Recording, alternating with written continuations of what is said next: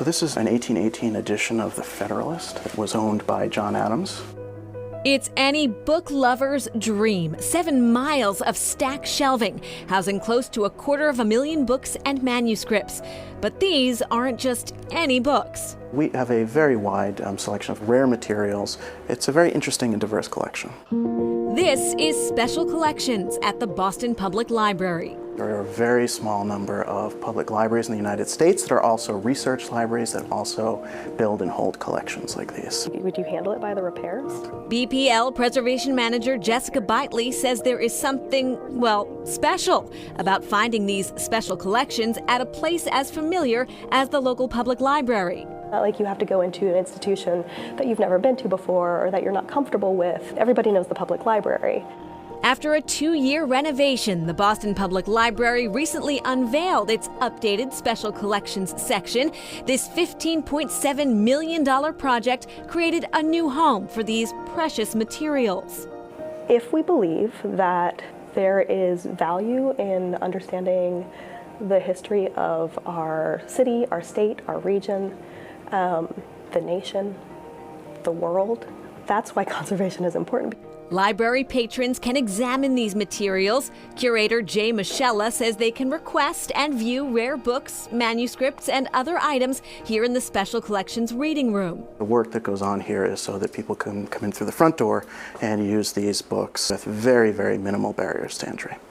But the Conservation Lab, where experts work to restore and preserve fragile documents, and the miles of stacks in the back are strictly off limits.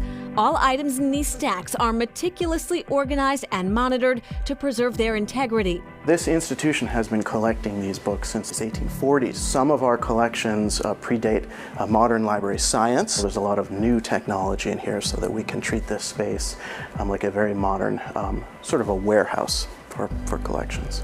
The collection is impressive, both in size and in substance. Michella guides us through a few of his favorite pieces, including that 1818 copy of the Federalist. We're standing right now within the personal library of President John Adams, his entire book collection that he built himself throughout the course of his entire adult life, and starting before then, has been here at the BPL since 1895. This book from 1488 still has its original binding intact. This is something that was entirely handmade. The boards are made out of wood. It's the sentences of Peter Lombard and the commentary by Thomas Aquinas.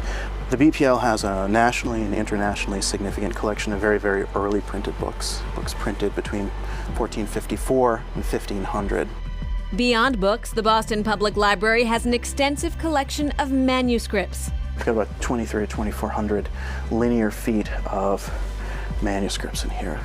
That's about 3 of the John Hancock buildings outside if you stack these on top of one another. This is a handwritten letter from January 1856 from Frederick Douglass, writing from Springfield, Massachusetts to William Lloyd Garrison, the famous American abolitionist.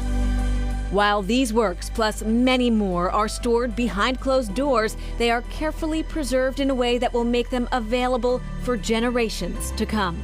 It's a quiet work that can be behind the scenes. That's actually exciting in a very low-key way.